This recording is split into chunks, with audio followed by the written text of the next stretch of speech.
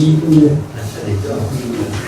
이제 298페이지 같이 보겠습니다. 5분을 같이 한번 읽어볼까요? 우버 가득인데 수보이 대구는 대전 불득 안욕하라 삼보리 위무소득하야 그런 여시 소보리 아흔 안욕따라 삼약 삼보리 내기 우유 소보 가득 시령 안욕따라 삼약 삼보리 여기까지가 22분 후법 가득입니다. 후법이라고 하는 것은 법은 가히 얻을 것이 없다 이런 부분이죠. 수보리 백구는 수보리가 부처님께 백 말씀을 올렸다. 이 백이라고 하는 글자는 말씀을 이제 올리다 그런 의미입니다. 말씀을 드리다. 고백하다 이런 말 우리가 쓰죠. 그런 말도 이제 다 밝혀서 올린다 그런 말인데 그런 의미가 이제 백구는 부처님께 말씀을 세존이시여 울득 안욕따라 삼약삼보리 위무소득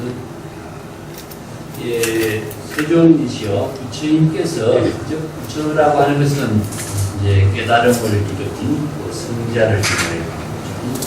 부처와 중생은 항상 대비적으로 이해를 하시면 됩니다. 중생은 자기 중심의 사고를 가지고 생각하고 이해하고 판단하는 그런 사람은 중생, 즉 중생이라는 것은 수없이 많은 번뇌 망념을 일으키는 사람이라는 의미로 중생이라고 하죠. 수없이 많은 번뇌 망념을 일으키기 때문에 그 번뇌 망념 속에 생사윤회하는 업을 만들게 되게 되죠. 그래서 부처는 이제 진저 본성, 우리 각자의 청정한 본성의 지혜로서 깨달음을 이루는 성자. 그래서 성자라고 하는 것은 각자가 부처가 되는 것이지 고정된 하나의 부처라고 하는 것은 존재하지 않습니다. 그 부처가 깨달음을 최상의 안욕따라 삼약삼보리죠. 그래서 무상정등 정갈인데 최상의 불법을 깨달아 체득했다라고 하는데 실제로 최상의 깨달아 체득한 그 깨달음의 경지라고 하는 것을 얻은 것이 있습니까? 하는 것을 이제 질문을 하는 거죠. 근데 최상의 깨달음의 경지를 체득한 것이 없습니까? 이런 깨달음을 체득한 것이 있어야 되는데 그 깨달음을 체득한 것이 없다라고 하는 것이 진실입니까? 이런 말이죠. 그래서 여기 유소득과 무소득의 문제가 생기겠죠. 보통 우리가 생각하면 깨달음을 얻었으면 깨달음을 얻은 것이 있어야 되잖아요. 그런데 깨달은 것을 얻은 것이 있다고 한다면은 이것은 진정한 깨달음이라고 할 수 있겠느냐 하는 의미가 되겠죠. 보통 그 한 소식 우리가 선방에 다니면서 하는데 한 소식 얻었다 그런 말 많이 하잖아요. 그 한 소식 얻었다라고 하는 사람은 한 소식을 얻었기 때문에 자기가 오인인 것처럼 이야기하고 있는데 한 소식을 얻었다라고 한다면 진정한 얻은 것이 있는 것은 중생이 되겠죠. 그래서 이게 이제 역설적인 표현이 되겠습니다만은 무소득으로 해서 얻은 것이 없어야만이 진정한 깨달음을 이루는 것이 돼요. 보통 많은 사람들이 내가 무엇을 얻었다, 그 한 경기를 이루었다, 뭐 그 자리를 체득했다 이렇게 표현을 많이 하거든요. 그래서 공부를 하지 않았을 적에는 대단한 분이다, 저분 참 한 경기를 이룬 것이다 이렇게 생각을 해요. 그런데 법을 알고 보면은 그것은 다른 부분을 모르기 때문에 그런 소리가 아닌 것이다. 자, 이게 유소득과 무소득의 문제를 갖고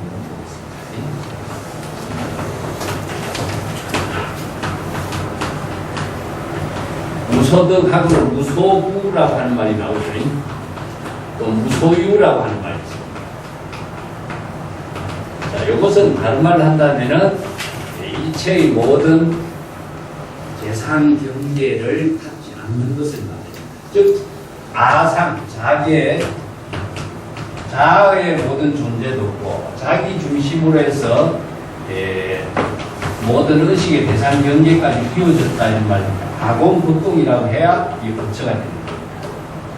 그래서 부처라고 하는 것은 깨달았다라고 하는 것은 자기가 깨달아서 무엇을 얻은 것이 부처가 아니라 깨달았다고 했지만은 얻은 것이 없어야 부처가 되는 거예요.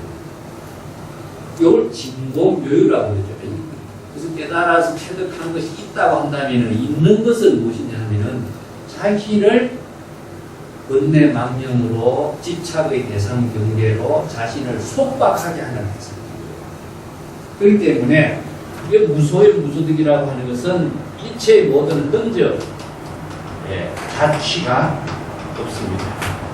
흔적과 자취가 없어야만이 바로 새가 허공에 자유스럽게 날아다닐 수 있는 것입니다. 만약에 흔적과 자취가 있으면 흔적과 자취에 자기가 속박되어 가지고 자유를 잃어버리게 되죠.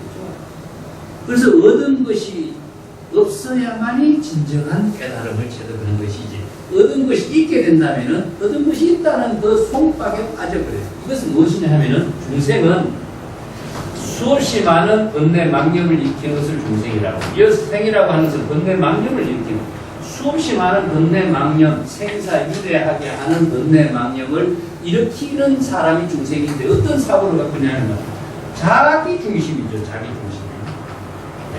자기 중심의 모든 사고의 번뇌망념을 일으키는 거죠. 그래서 어떤 사고가 중심이 되냐면은 그걸 이제 아치라고 그래요. 자기 중심의 자기 스스로의 어리석음에 대한 번뇌망념. 근데 보통 보면은 자기 자신이 어리석다라고 생각을 안 해요. 자기가 잘났다고 생각하는 사람들은. 자기가 뭔 지식을 많이 알고 있기 때문에 자기가 잘났다고 생각하죠. 자, 여기 뭐냐, 어리석음이라고 하는 것은 무엇이냐 하면은 진실을 알지 못하는, 진실의 법을 알지 못하는 무지를 말합니다. 보통 세간의 모든 지혜를 알고 있다고 해서 이게 어리석은 것을 말하는 것이 아니라 여기에서는 자신이 중생식으로 번뇌망념의 업을 짓게 하고 생사윤회의 업을 만드는 어리석음이 되겠죠. 그래서 이게 진정한 어리석은 무엇이냐면은 자아의 참된 생명의 근원을 알지 못하고 가식된 자신의 존재를 만드는 것에 대한 어리석음입니다. 그래서 자아의 진정한 생명의 근본 작용에 대한 무지에 의해서 진정한 생명 활동의 근원을 만드는 지혜를 갖지 못해서 이것을 어리석음이다. 그래서 불교에서 탐진치 이렇게 하죠.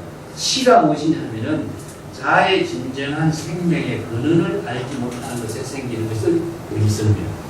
아치라고 자아에 대한 어리석음이죠. 두 번째는 아만이라고. 아만이라고 하는 것은 무엇이냐면은 자기 자신의 교만한 것. 자아의 존재를 자기 중심의 중생심의 망념을 갖고 생겨서 자기가 굉장히 잘났다고 생각하는 거죠.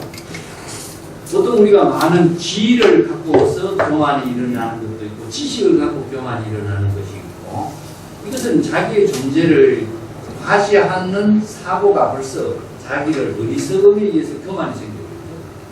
이 교만심으로 생기는 중생의 번뇌망념이 또 자기를 진정한 자기를 만드는 것이 아니라 가장 어리석은 자기로 만드는 것이다. 그래서 이제 중생의 번뇌망념을 교만과 독선에 의해서 만드는 것은 아만이라고 하고, 또 세 번째는 아해라고 해요. 보통 이제 자기 자신에 대한 너무 집착을 갖고 있는 거죠.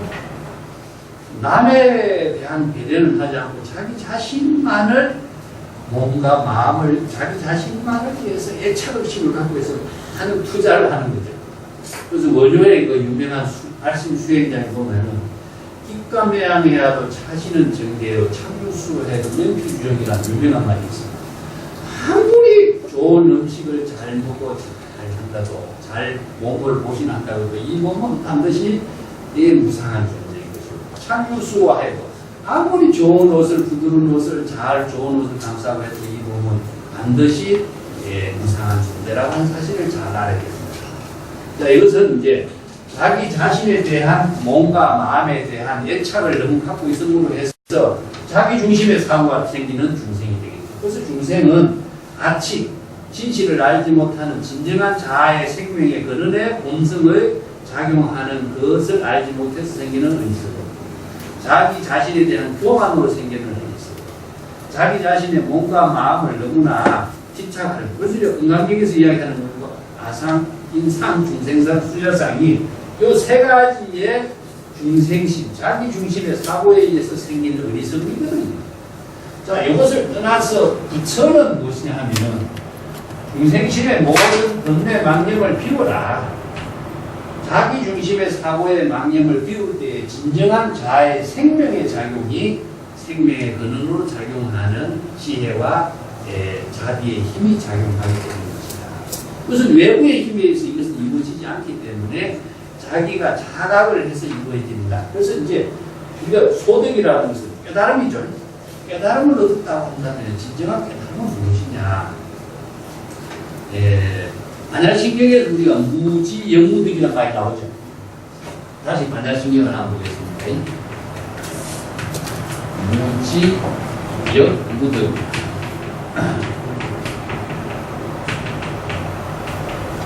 이무소득도.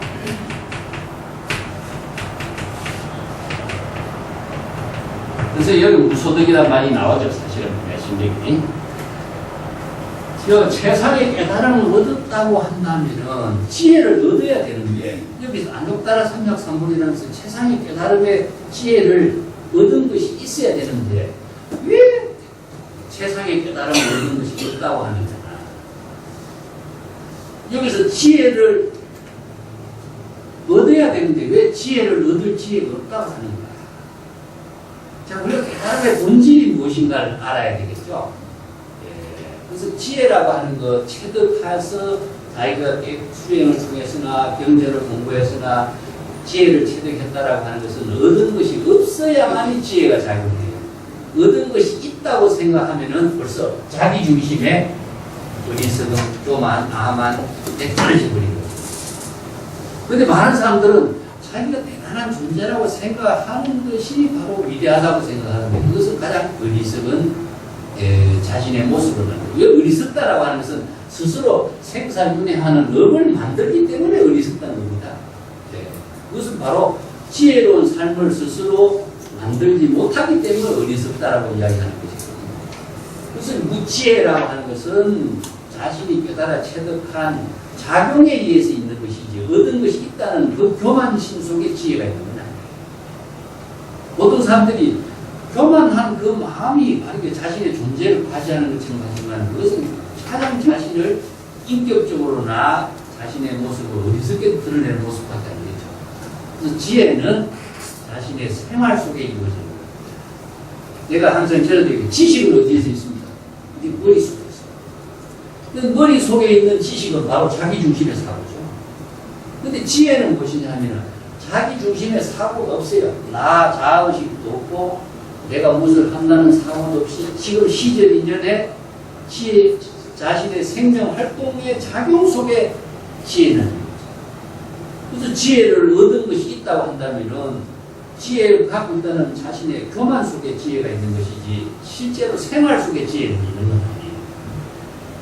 그래서 얻은 지혜가 있어서는 되겠죠. 지혜는 자신의 생명의 작용으로서 이루어지는 지혜가 되는 것이 되겠고 또 무덕이라고 하는 말이 얻을 것이 없다 하는 것은요. 깨달아 체득해서 얻은 것이 있다 한다면 얻은 그 자체가 바로 자신을 자기 중생심으로 만들게 하는 대상이 되기 때문에 얻은 것이 없습니다. 왜냐? 얻을 것이 없기 때문에. 얻을 것이 있다 없다라고 하는 것은 자기 중심의 사고에서 나온 거죠. 그래서 부처가 깨달음을 체득했다라고 하는 것은 세상의 깨달음의 경지를 이뤘다라고 하는 것은 깨달음을 이뤘다라고 하는 그 대상이 없어져야 되는 것이죠. 그래야만이 진정한 깨달음의 지혜를 작용하는 힘을 갖추게 되는 것이다. 또 노자 같은 데도 보면 그래요. 어리석고 어리석어서 바보처럼 그렇게 보이는 거죠. 근데 너무나 훌륭해 보이고 위대해 보이는 것은 사실은 자기 중심의 모든 자기를 치장하는 모습이죠. 그게 연울여치란 말씀입니다. 여치, 바보처럼 보이고, 말하는 것도 연울, 얼마나 어리석게 보이느냐. 말도 제대로 하지 못한 바보처럼 보이고, 연울여치. 이렇게 바보처럼 보이는 그런 모습이 바로 원래의 그대로의 모습을 이렇게 이제 표현하고 있죠. 그래서 부처가 깨달음을 얻었다라고 해서 얻은 것이 있으면은 부처는 중생이 될 뿐이지, 바로 깨달음의 지혜를 이루지 못하는 것이다. 그래서 부처님이 말하기를 여시여시 그러하고 그러하다 수보리여 아의 안욕따라 산약 삼보리 내지 무유 소극 가득이여 시면 안욕따라 산약 삼보리야. 수보리여 내가 안욕따라 산약 삼보리 최상의 깨달음의 경지를 체득하였지만 그 무유 소극 가득 조그마한 게 얻은 것이라고 하는 것은 하나도 없다.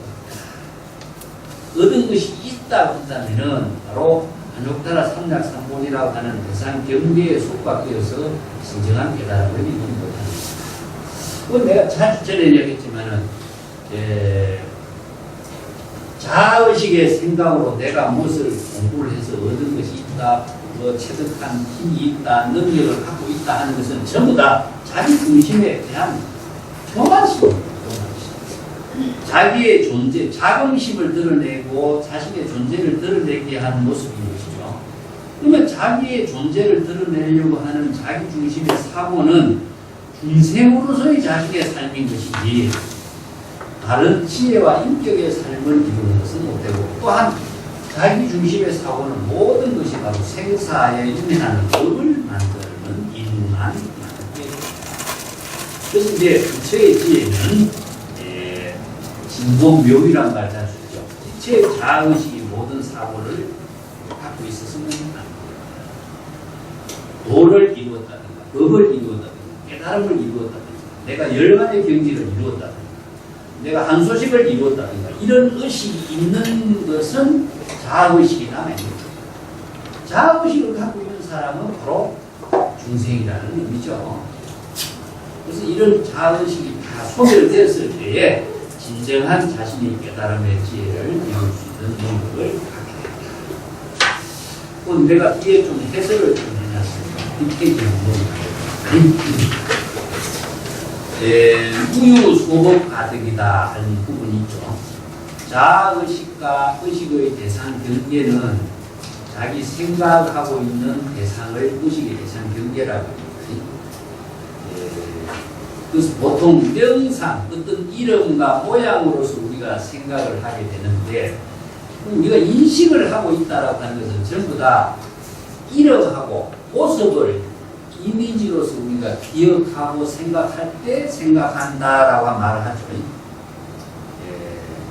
이게 인간의 가장 문명 사회를 이루게 된 것은 언어라고 하는 문자입니다. 언어 문자를 통하지 않고서는 생각도 못하고 기억도 못하고 또 그것을 다른 사람과의 의견을 교환할 수도 없는 것인데, 그 자명상이라고 하는 이름과 명칭을 의식을 하고 있으면 자기중심입니다. 그래서 이 참 불교의 강편의 언어와 언어를 초월해서 지혜가 작용하는 문제는 상당히 좀 사고를 해야 돼요. 언어가 아닌 것은 하나도 없거든요. 그래서 언어를 통해서 언어를 초월하게 하는 힘을 갖게 되는 것이 바로 깨달음인데, 언어를 갖고 있으면 언어에 속박되고, 만약 부처라고 하는 언어를 우리가 생각하게 되면은 부처라는 언어에 속박됩니다. 자기 중심으로 사고를 하니까. 그럼 부처라고 하는 언어에 부처가 있느냐 하는 것을 생각해 보세요.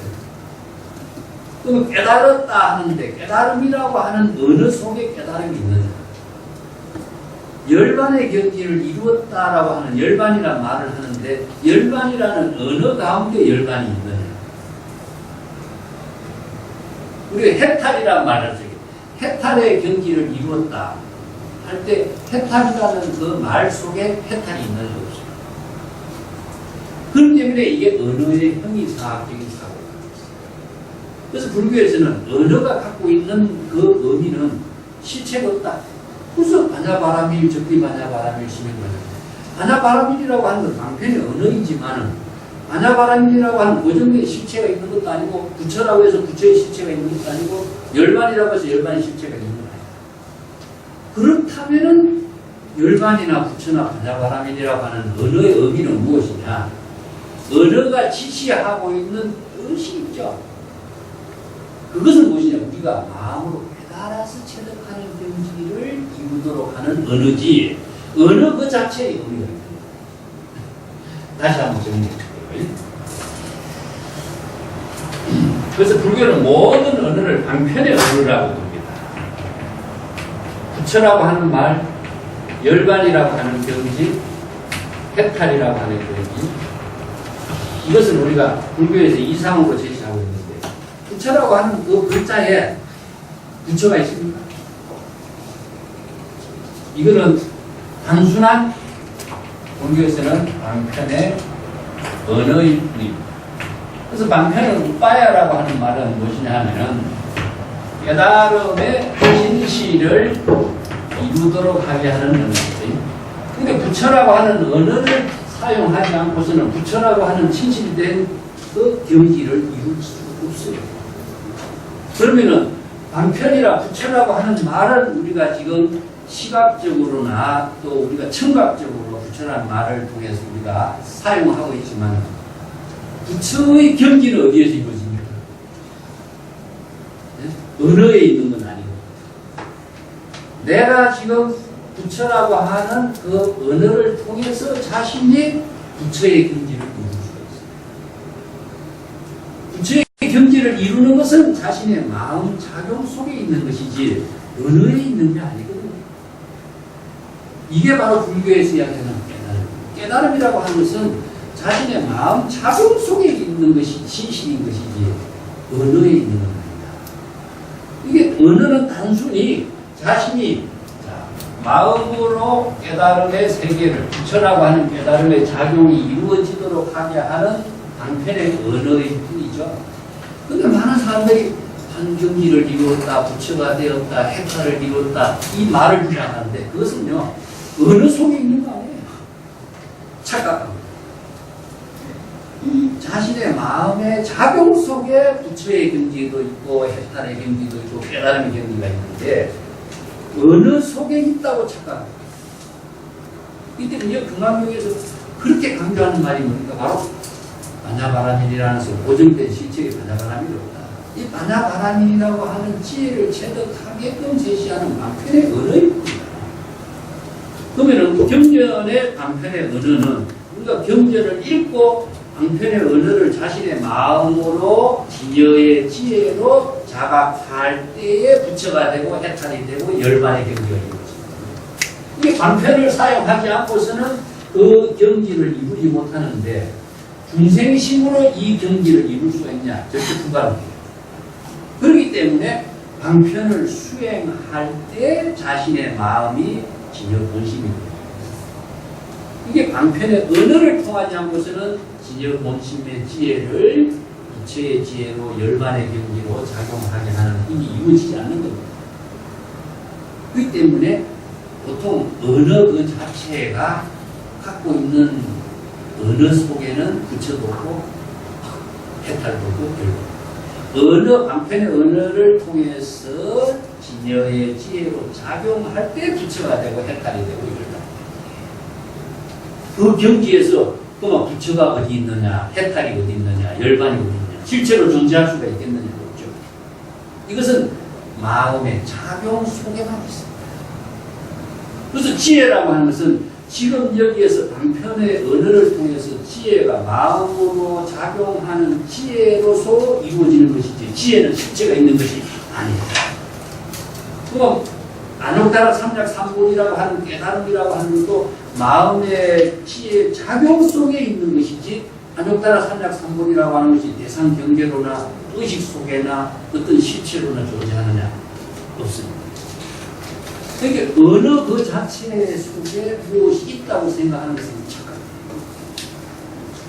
자신의 방편의 언어를 통해서 지금 여기 자신의 마음에 작용하는 그 세계가 바로 지혜가 되고 깨달음이 되고 해탈이 되고 열반이 될 뿐이에요. 그런데 그것이 실체로서 얻은 것이 있다. 깨달아 체득한 것이 있다. 이것은 어디 있겠습니까? 언어 속에 있다. 언어는 실체가 없는데 어떻게 언어 속에 있다고 할 수 있습니까? 그 마음 속에 있다. 마음의 작용이라는 것은 시절 인연과 함께 작용해버리는 것인데 어디 마음의 실체가 대상으로 어떻게 존재합니까? 이게 얻을 것을 대상으로 두고 있다 하는 것 자체가 벌써 착각이죠. 자기 중심의 어리석음 속에 나타나는 착각입니다. 그렇기 때문에 무소득, 무소유 이런 것입니다. 그래서 항상 방편의 언어를 통해서 자신이 지혜로 작용하는 그 마음 작용 속에 부처가 있고 열반이 있고 약간이 있는 것이지 언어 속에 있는 것도 아니고 그 실체로서 존재하는 것도 아니고 대상 경계로 속에서 그것을 얻을 수 있는 것도 아니고 그래서 불가득이란 말을 쓰고 무소유라고도 말 쓰고 무득이란 말도 쓰고 이렇게 말습니다. 그래서 항상 불교에서 제시하는 방편의 언어는 자신이 지혜로 작용하게 하는 힘을 갖고 있습니다. 그런데 아무리 그 방편의 언어가 좋은 언어가 있을지라도 방편을 수행하는 시절 인연의 작용이 없을 적에는 이루어지지 않아요. 머릿속에 절대 없습니다. 머릿속에서는 지식으로 작용하는 세계는 있을지라도 지혜로 이루어지는 힘은 없어요. 그렇기 때문에 지혜의 작용이 되도록 하는 힘을 바로 무소득, 무소유, 무소무 이런 거였습니다. 그 무일물 중에 무진장이란 말을 해가지고 이게 이제 소독파의 유명한 무일물처의 무진장이라는 이 대속에서 나오는데 무일물이라는 것은 무엇이냐면은 자의식이 없는 것이다. 즉 자의식 아공불공이라는 말씀이에요. 자의식 나 자기 중심의 모든 자의식이 없을 때에 마음을 텅 비웠을 때 이런 말 쓰죠 우리가. 마음을 비운다는 것은 비우는 마음이 있는 것은 아닌데 표현은 그렇게 해요. 즉 자의식의 모든 사고를 갖지 않는 것 그것에서 바로 시절 인연에 따라서 자신이 무진장한 지혜가 작용하는 것을 말합니다. 이게 무중의 무진장이라는 말씀이죠. 또 한경의 개송이 있습니다. 그것도 말 잘 알려진 개송인데 제가 전에 한번 칠판에 적어드리죠. 만약에 구체의 경계를 알고자 한다면은 자신의 주관적인 자의식을 텅 비워 그것과 같이 그 번뇌 망상도 멀리하고 망상이라는 것은 이것저것 자기 생각, 자기 중심의 생각하는 게 망상이라고 해요.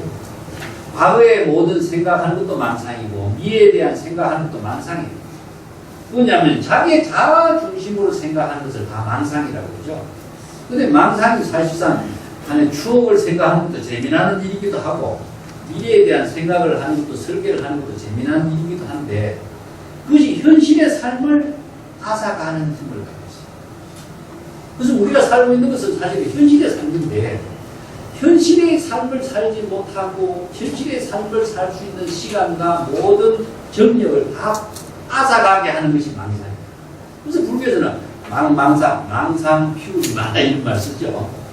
이거 왜냐하면 그것은 불교는 현실의 종교거든요. 이게 현실의 종교라는 것은 다름 아닌 지금 여기, 시간적으로는 지금 여기, 공간적으로는 여기. 그것을 제가 불교는 항상 현세의 종교다. 내가 항상 이야기했죠. 시간적으로는 지금, 공간적으로는 여기. 그래서 지금 여기에 자신의 삶을 살고 있는데 지금 여기에 살고 있는 자신이 과거의 모든 생각을 하고 있거나 미래의 모든 생각을 하고 있거나 이것은 지금의 삶의 시간을 상실하게 하는 거예요.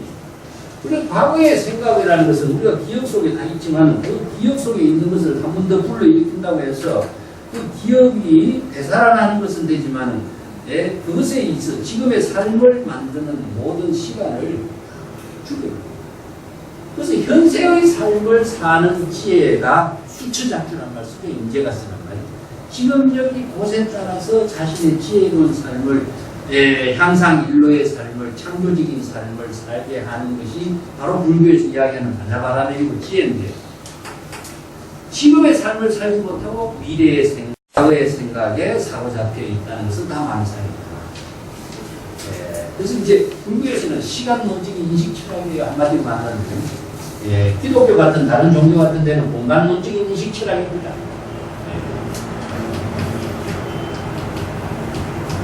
시간적인 사고에 모든 초점을 두고 있는 삶의 생명을 두고 있어요. 그래서 시간적인 모든 것은 시간이 바로 생명이다라고 하는 거죠. 불교에서는요. 그래서 시간과 자신의 생명과 이것은 나눌 수가 없어요. 시간이 존재하지 않지만 생명 그 자체가 바로 시간과 함께 작용하기 때문에 그래서 시간 논증의 인식 철학 속에 이루어진 종교가 불교는 현실의 종교고 공간적인 문제는 무엇이냐면은 사막의 같은 데서는 어떻습니까? 바로 지금 여기에 인간이 살 수 없는 그 불모지기 때문에 인간이 살 수 있는 곳으로의 공간 이동을 하지 않고서는 살 수가 없잖아요. 그래서 오아시스라든가 물이 있는 생명수가 있는 곳으로 옮기지 못한 한 자신의 모든 삶이 다 죽어버리기 때문에 공간을 어떻게 이동해서 공간적인 자신의 생명 활동의 공간으로 자신을 옮기지 않으면 죽게 되겠어요. 그래서 가장 절박한 문제가 사실은 이게 종교적인 문제로 연결시켜서 이루어진 종교 문화예요. 그래서 이제 사막에서 이루어진 종교는 공간론적인 인식에 초점을 둔 종교 문화고 불교는 무엇이냐면은 생명, 시간의 모든 생명 작용 속에 자신의 삶의 가치를 실현하는 지혜를 제시하고 있는 종교. 가장 현실성이죠. 그런 종교이기 때문에 시간과 생명이라는 가치입니다. 그럼 시간이 존재하지 않는데 시간은 어디 있습니까? 우리들의 생명 활동 그 자체가 시간입니다. 그래서 시간을 가장 소중하게 생명으로 작용하도록 합니다. 그렇기 때문에 망상을 멀리하고 목적의식이라고 하는 것이 세속적인 가치거든요. 목적의식은 사실은 누구예요? 자기중심이에요. 내가 무엇을 한다. 내가 깨달음을 이루었다. 내가 한 소식을 얻었다. 한다면 뭐죠? 자기중심이에요. 이게 목적이라는 것은 하나의 대상을 설정하고 대상 경계를 설정하기 때문에 대상 경계의 목적을 추구하고 얻으려고 하는 것 자체는 전부 다 자기중심이에요. 그런데 불교에서는 자기의 모든 사고를 비워야만이 다른 지혜로운 보살도가 이루어지는 것이거든요. 자기의 사고가 내가 깨달음이나 목적을 둔다면은 목적 지향의 사고에서 영원히 속박에서 벗어나지 못하게 되겠죠.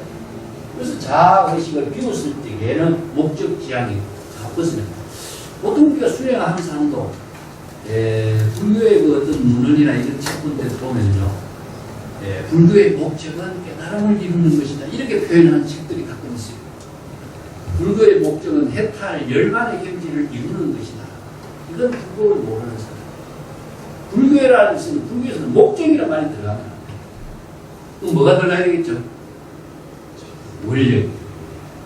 그래서 불교는 원력이 돼요. 그 원력이라고 하는 것은 누구를 위해서가 아니고 자기 존재를 위해서도 아니고 중생을 위해서도 아니에요. 그거는 자신의 생명의 작용을 여겁하고 여실하게 생명 활동이 되도록 하는 거예요. 우리가 하늘에 태양이 이제 별이 빛난다 이런 말 쓰죠. 스타라고 하는 말 별이라고 부르는데 별이 빛난다라고 하는 것은 불이 불타고 있다는 소리 아니겠어요? 네? 태양의 모든 광명을 받아서 모든 은하계의 모든 존재가 우리가 지구도 마찬가지지만 태양의 모든 빛을 받아서 생명 활동하고 있잖아요. 그죠? 태양의 빛이 없다면은 모든 존재가 생명 활동이라고 하는 것이 불가능해요. 그래서 이제 단 태양계를 중심으로 해서 하나의 우주라고 이야기하는데 태양의 빛에 의해서 별이 빛날 때 자기 몸을 붙여는 거죠. 우리가 지금 생명 활동하고 있다고 생각해요. 우리 자발적으로 생명 활동하고 있는 것 자체도 자신이 자발적으로 생명을 불태운다. 그래서 다른 말을 한다면 발심. 네? 우리가 기실론에서 기실, 신실. 이게 뭡니까? 자기 스스로의 생명 활동이 작용하도록 하는 것이 불교에서 이야기하는 외부의 힘에 의해서가 아니라 자기 스스로 자발적으로 생명 활동하는 거죠. 다른 말 한다면 발심이에요. 발심. 발이라고 하는 말은 원력을 자신의 청정한 마음의 작용이 발휘되도록 하는 힘은 원력의 힘에 의해서 이루어지는 것이지 남의 외부의 힘에 의해서 이루어지는 것입니다. 그래서 생명 활동이 되도록 하는 그것이 바로 시절 인연에 따른 자신의 진여 본성의 자유입니다. 이 때문에 목적 지향의 사고는 바로 중생심에서 벗어납니다. 자의식의 속박에서 벗어나지 못합니다. 그래서 발심하게 하는 힘은 무엇이냐? 원력이라고 합니다. 그 원력이라는 것은 다른 말 한다면 자기의 생명 활동을 스스로 발휘하도록 자기 자신에게 생명 활동이 되도록 하게 하는 힘을 스스로 발휘하는 거죠. 외부의 힘에 의해서 발휘되는 것이 아니고. 그래서 항상 발심이 불교에서의 모든 수행의 기본을 두고 있습니다. 영신소양 계무의 이런 말은요, 새가 허공에 날아다니는 것처럼 대상을 두지 않고 목적을 두지 않고 자유자재하게 자신의 생명 활동을 할 수 있는 경지가 바로 무심의 경지다. 만약에 새가 동서남북을 설정한다면 어떻게 될까요? 네? 방향 때문에 자유를 이루게 되죠. 그 동서남북이라고 하는 것은 우리가 인간 사회에서 방향을 설정하기 위해서 필요에 의해서 제시하고 있는 하나의 방향 제시인데, 나중에는 방향과 시간과 공간을 초월하는 입장에서 자유가 생기는 것이지, 방향을 의식하고 있을 적에는 자유를 잃게 되게 되겠죠. 그와 마찬가지로 이 때문에 이걸 조도라고 합니다. 새가 허공에 날아다니는 것을 조도라고 합니다. 그 무의 자재라고 하는 말 쓰고, 물고기가 물속에서 자유스럽게 노는 것 자체가 바로 독재, 유어독잠이라고 합니다. 물속에서 물고기가 이 방향으로 살고 저 방향으로 산다면 자유를 이루게 되겠죠. 그래서 무의 자재, 무의 이런 말씀은 별 일이 없다. 그렇기 때문에 목적 지향의 사고가 갖고 있으면은 무의 자재의 경지가 되지 못하는구나. 그래서 이제 무소득 가법이다. 여기서부터가 깨달아 체득한 법, 아니면 따라 삼작 삼보리의 경지를 이루었다고 하지만은 그것이 대상으로 얻은 것이 있는 것은 하나도 없다. 얻은 것이 없기 때문에 무의 자제한 지혜를 최상의 깨달음의 경지를 지혜로 작용할 수 있는 능력을 갖추게 되는 것이다. 자, 이걸 이제 무소득 가법이라고 합니다. 그럼 이제 무소득, 무소유, 무소무라고 하는 말도 경전에서 이제 많이 사용하고 있는 말인데, 중생심으로 이루어진 자의식과 자기의 생각으로 모든 번뇌 망념이 띄워진 경지를 무소유, 무소유, 무소무 이렇게 공유이란 말, 다른 말을 씁니다. 우리가 불법을 깨달아 체득해서 득법이라고 법을 얻었다 하고, 또 자기가 체득한 법을 제자에게 불법을 전했다라고 해서 전법이란 말 쓰죠. 그 보통 보면은 이제 전법계가 우리나라에 좀 많이 보여요. 나는 중국에서는 전법계라고 하는 자료를 본 적이 없어요.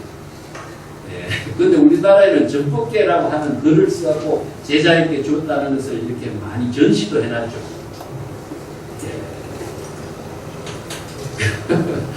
전법계가 없는 건 아닙니다. 이제 중국에도 있는데, 전법계를 써서 제자에게 준 기록은 우리나라에만 있습니다. 자, 이거 인가증명이라고도 이야기하는데, 법을 얻었다라고 하는 거와 도를 얻었다라고 하는 말을 하고, 법을 얻었다는 말은 어떤 의미일까 하는 거예요. 여기에서 열애가 최상의 깨달음을 얻었다고 하지만 얻은 것이 없다고 이야기했죠. 그럼 여기서 덕법이라든가 덕도라고 하는 말을 통상적으로 쓰지만은, 덕법이나 덕도가 있다고 한다면은 이것은 다른 깨달음일까요? 그러면 덕법과 덕법의 의미는 뭘까? 깨달음을 경지를 체득했지만은 능력을 부족한 것을 말하죠. 능력. 보통 이제 불성을 부족하고 있다는 것은 바로 가능성이라고 해요. 이체의 모든 중생이 불성이 있다라고 하는 것은, 불성이 바로 부처는 아니라는 거죠. 자, 가능성과 능력의 입장에서 하는 겁니다. 불성은 부처가 될 수 있는 모든 성품을 부족하고 있는 게 불성입니다. 이체의 모든 중생이 천상천하 유아독존인 것처럼 독자적으로 모든 자체적으로 생명활동하는 그 진여 본성을 부족하고 있어요. 부족하고 있기 때문에 중생심으로 살지 말고 부처의 지혜로 살라 하는 법을 제시한 것이 불교의 가르침이거든요. 이 때문에 누구에 의존하는 것이 아니고 누구 말을 따르라 하는 것도 불교에서는 없는 거죠. 각자가 진여의 지혜로 보살도의 삶으로 또 성공 공덕을 이루면서 상부본이 하와진생의 덕을 실행하는 지혜로운 삶을 이루도록 하라는 거죠. 부처는 능력인데 어떤 능력인가요? 지혜와 자비를 부족한 능력을. 그래서 불교를 한마디로 하면 지혜와 자비의 종교라고 하는데 그것은 능력이 있을 때 가능하지 능력이 없이 지혜와 자비가 실행될 수 있는 거예요. 그렇기 때문에 모든 가능성을 능력으로 부족한 것은 무엇이냐? 부처가 부족하고 있는 지혜, 자비를 펼칠 수 있는 능력을 무엇이냐? 이거 덕법이라고 해요. 이 덕법은 진여의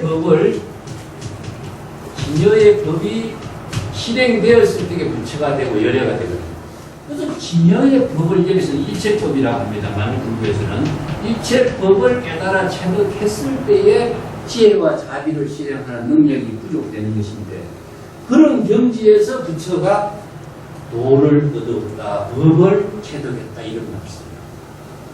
자, 이것은 지혜와 자비를 통해서 이것이 실행되는 것이지 어느 문자를 부족했다고 지식을 부족했다고 이것이 또 자기가 이 법을 얻었다라는 말을 과시한다고 그것이 이루어지겠어요? 아까도 이야기했지만 어느 문자 속에 법이 있는 것도 아니고 깨달음이 있는 것도 아니고 열반, 해탈, 기처가 있는 것도 아니고 그렇다면은 지혜가 작용할 때 부처가 되고 부처가 작용하는 지혜 작용 속에 지혜와 자비가 실행되는 거죠. 그건 언제 이루어지냐? 시적 인연 속에 있어요.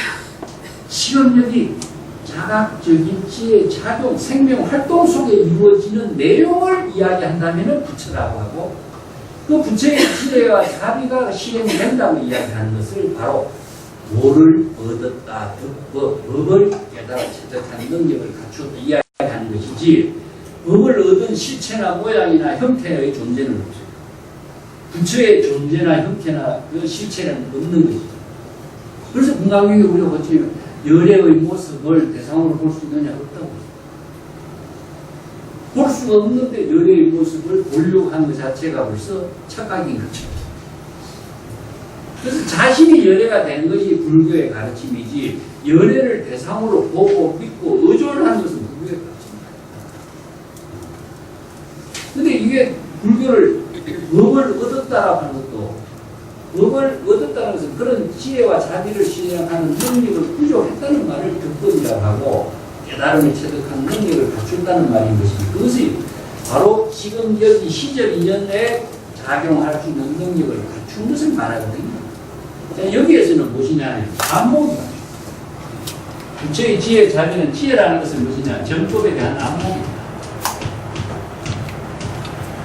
정법에 대한 안목이 가장 중요한 것은 정법이냐 사법이냐 외도법이냐 이런 법을 판단할 수 있는 능력이 없다면은 그러면 부처라고 어떻게 우리가 이야기하고 바른 정법이라고 하고 바른 지혜와 자비를 실행하는 능력을 갖췄다고 할 수 있겠느냐. 또 외도법을 가르치고 중생의 업을 짓는 법을 가르치고 정법이라고 이야기할 수 있다. 그렇다면 바른 우리가 정법이라든가 안욕따라 성약 최상의 깨달음이라든가 이야기를 어떻게 할 수가 있겠느냐. 그래서 바른 부처의 지혜는 정법의 안목이거든요. 정법은 바로 이체법을 부족한 지혜를 그 경지를 체득했을 때에 바로 부처의 지혜다. 덕법이라고. 그러면 스승과 제자의 관계에서 정법의 의미는 어떤 거예요? 법의 이 진여의 법이라는 것은 진여 본성이 지혜로 작용하는 법이기 때문에 어떤 전할 법이 어디 있느냐는 거죠. 어느 문자로서 법을 전할 수 있는 것도 아니고 이심전심이라고 해서 마음과 마음으로 전해진다 하지만은 마음과 마음을 어떻게 전하겠어요? 이 표현이 굉장히 예매하죠. 마음을 비우고, 마음을 비울 마음이 어디 있어요? 비우고 이렇게 말을 쓰지만. 이심전심 마음과 마음을 전한다 할지라도 마음을 어떻게 전하겠어요?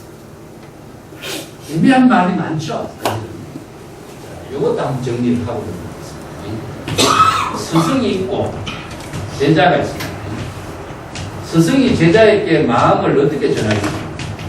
스승의 마음을 제자에게 마음을 전할 수 있다면 마음을 전할 수 있는 물건이 아니고 실체도 아니고 대상도 아니고 모양도 아니고 형색도 아닌데 어떻게 전하겠어요?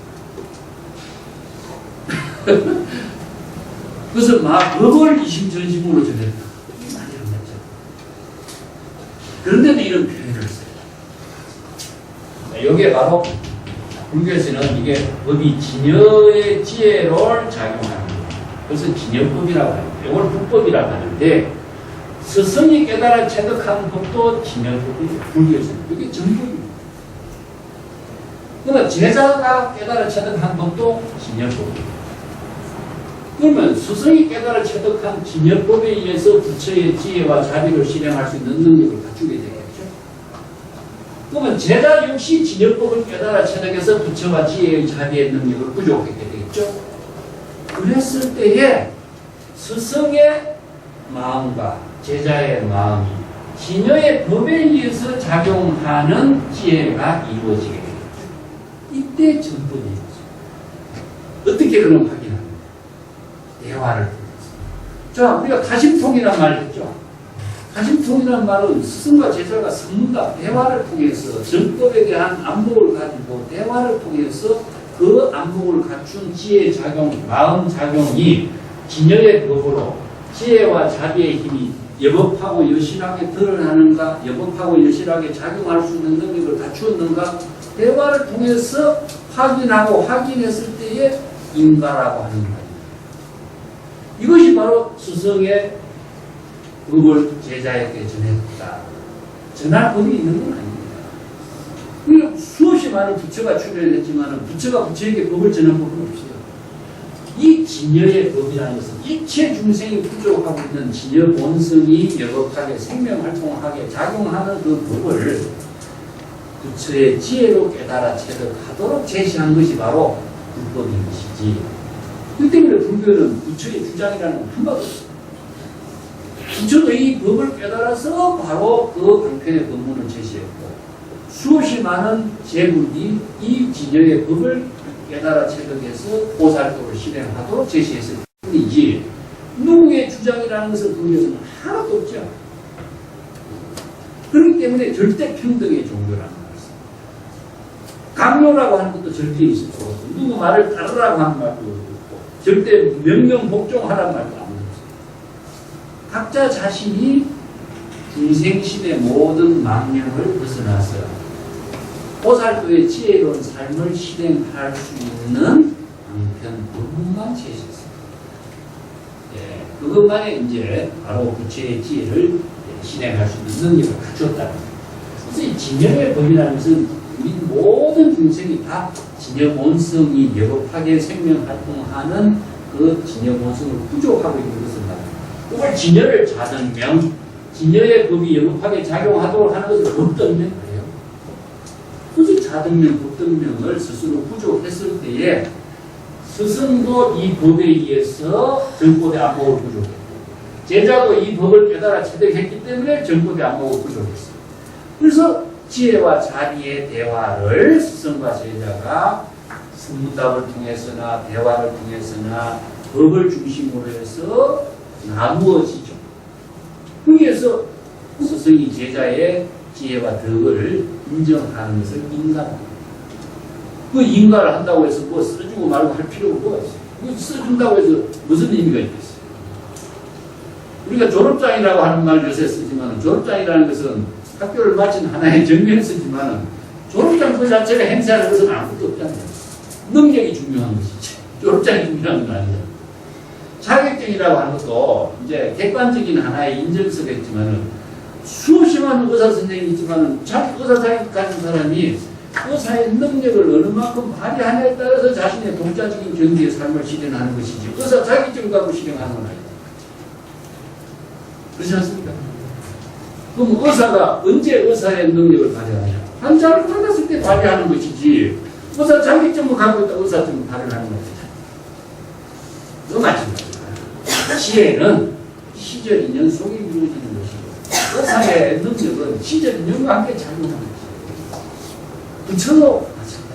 우리가 지혜와 자비를 언제 실행하느냐? 중생과 함께 만나는 인연 속에 이루어지는 거예요. 네. 인연을 통하지 않고서는 그 삶의 지혜를 함께 나눌 수 있는 시간이 없어요. 그래서 수행성이라는 말씀입니다. 수행성. 이게 시절 인연에 따른 자신의 삶 속에서 지혜와 자비도 이루어지고 의사로서 위대한 그 역할도 할 수 있고 부처와 보살도의 삶을 실행할 수 있는 일이 이루어지는 것이지 지식 속에 그 일이 이루어지는 것도 아니고 자신이 뭘 많은 자격증을 갖고 있다고 그 일이 이루어지는 것도 아니고 그 물은 뭐냐? 시절 인연. 그것은 생명활동 작용 속에서 이루어지는 거예요. 그 가운데에 시절 인연과 함께 지혜와 자비를 실행할 수 있는 능력을 부족한 것을 우리가 바로 부처와 지혜, 자비, 부처의 능력이라고 할 수 있고 의사의 능력이라고 할 수 있고 자기가 보살도를 실행할 수 있는 능력이라고 하는 것이지 능력 없는 사람은 그 실행할 수가 없어요.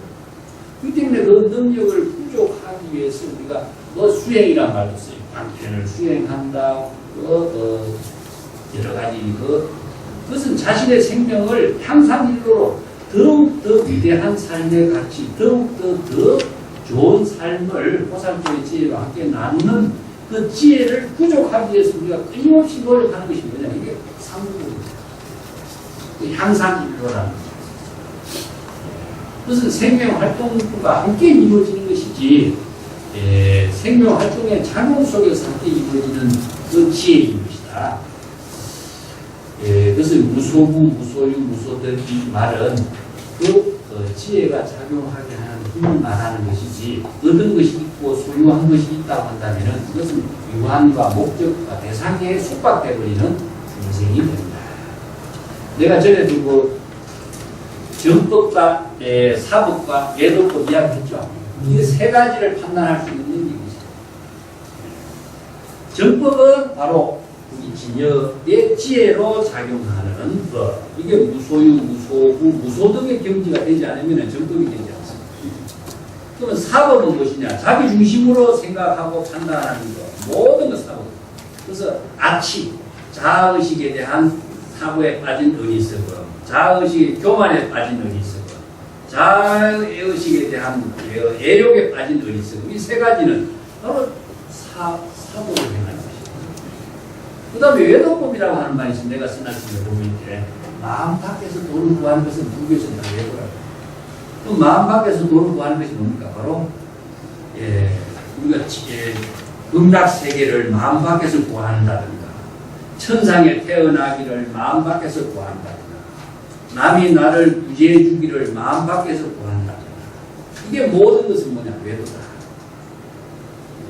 그래서 불교는 자신의 마음의 작용을 떠나서 이루어지는 목적을 갖고 있으면 안 됩니다. 그래서 일체유심조란 말을 쓰죠. 일체유심조가 뭡니까? 바로 일체의 모든 자신의 생명의 작용은 마음의 지혜로 작용해도 자신의 마음의 작용으로, 마음의 깨달음으로 작용할 수 있는 능력을 갖추도록 합니다. 근데 마음 밖에서 돈을 구하거나 자기 중심의 생각에서 이루려고 하는 것은 전부 다 외도적인 사고나 사도의 길을 구하는 것이다. 불교에서 언어의 여러 가지 의미가 제시하고 있는 내용이 은강님 뒤에 책에서도 해설을 하는 데서 써놨습니다만 사유하는 방법에서 항상 이 기준이 있습니다. 언어와 문자라고 하는 겁니다. 그것은 전부 다 방편이라는 겁니다. 방편이라고 하는 것은 우파야라고 하는 것처럼 진실을 깨닫게 하는 하나의 방편의 지시의 뿐입니다. 이게 언어에는 아무런 그 내용이 있다고 생각합니다. 두 번째, 언어가 제시하고 있는 의미가 있어요. 그 뜻이라고 하는데, 예를 들어서 부처라고 하는 방편이 제시하고 있는 부처의 뜻은 무엇일까요? 지혜와 자비가 실행되는 것이 뜻이겠죠. 그래서 이제 부처의 지혜와 자비가 실행되는 것을, 지혜가 자비가 어디에서 실행되느냐? 자신이 부처가 되는 경지에서 지혜와 자비가 실행되죠. 부처라고 하는 언어나 문자 속에 지혜가 자비가 있는 건 아니겠죠. 내가 마음으로 부처가 되는 지혜, 부처가 되었을 때 바로 지혜와 자비가 실행돼요. 그렇기 때문에 부처라고 하는 언어 문자가 깨달음으로 작용하게 하는 뜻을 정확하게 알지 못하면은 바른 극도를 이루는 공부가 자, 이 두 가지의 기준을 두고 세 번째는 무엇이냐면은 부처라고 하는 말과 부처라고 하는 지혜와 자비가 실행되게 하는 힘을 어떻게 체득해야 될 것인가 하는 것이 바로 수행입니다. 그래서 반편의 언어가 지니고 있는 참된 깨달음의 경지를 어떠한 방법으로 어떠한 수행으로 체득해야 될 것인가. 여기에서 내가 항상 첫 번째 방향이라고 하는 것이 있습니다. 그래서 불교의 수행은 신심 수행, 방편 수행이 있는데 신심을 수행하는 거라든가 방편을 수행하는 것이나 그건 이제 신심은 우리 진여 본심으로 수행을 해야 된다는 이야기입니다. 자의식을 갖고 수행을 하면 절대 안 된다.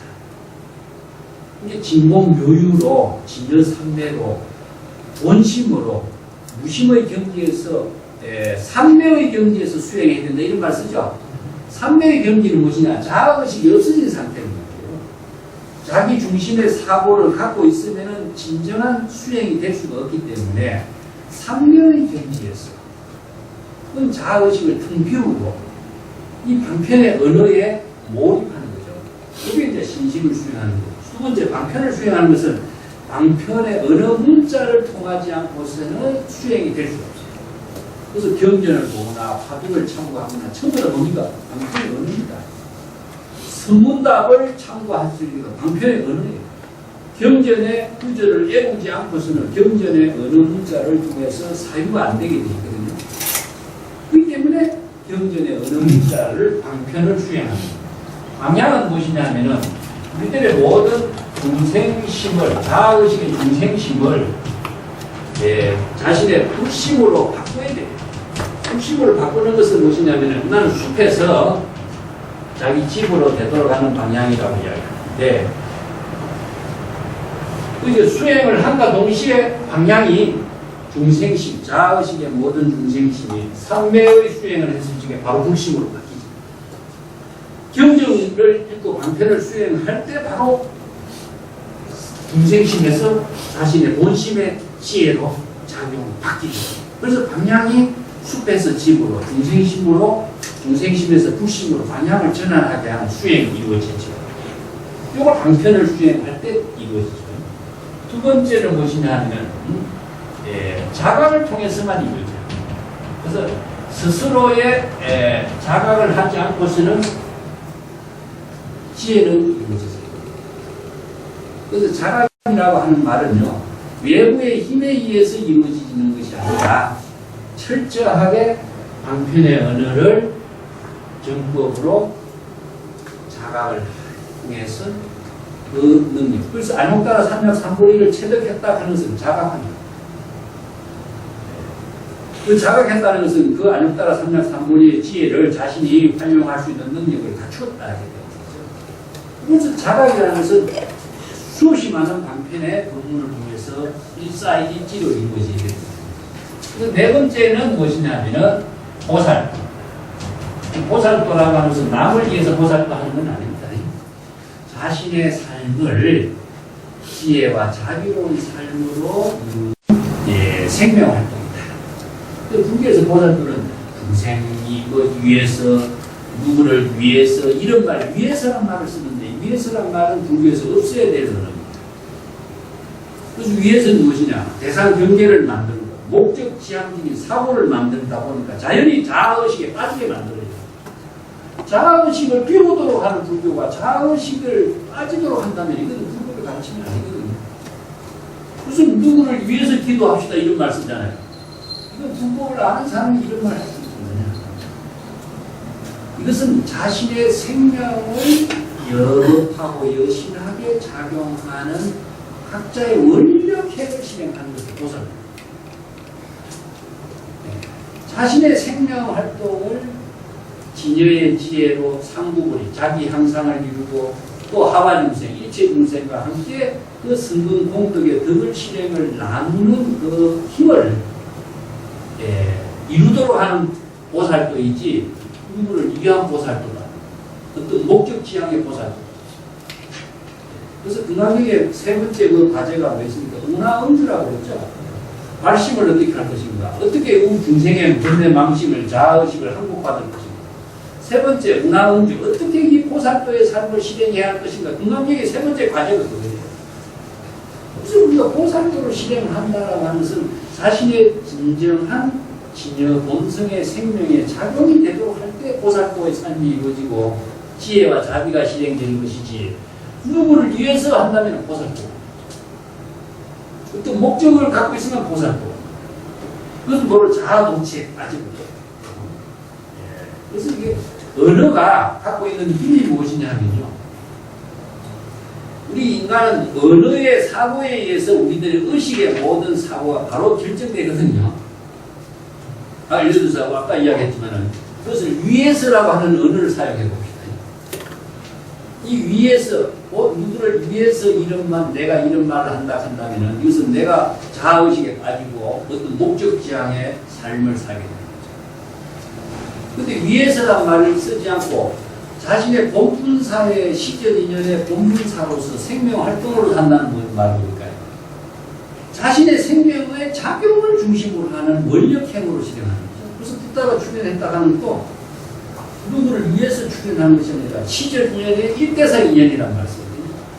시절 인연의 자신의 생명 활동 그 자체의 본분의 의미를 그 시절 인연의 자신의 생명 활동을 하는 것을 누구를 위해서 생명 활동하겠어요? 자신의 생명 활동을 죽어있는 중생심의 삶에서 진여 본성의 지혜로운 생명 활동으로 자신을 전환시키는 것이에요. 그것을 누구에 의해서 이루어지겠어요? 자신이 자각하고 자신이 원력을 세우는 삶에 의해서 이루어지는 것이지. 그래서 붓다가 누구를 위해서 이 세상에 출현한다는 말입니다. 보살이 누구를 위해서 보살을 했다고 하는 것은 불법하고 전혀 관계없는 그 정도의 이야기라고 한다면 불교 공부 안 해도 세간에서 수없이 그런 말들은 많이 있잖아요.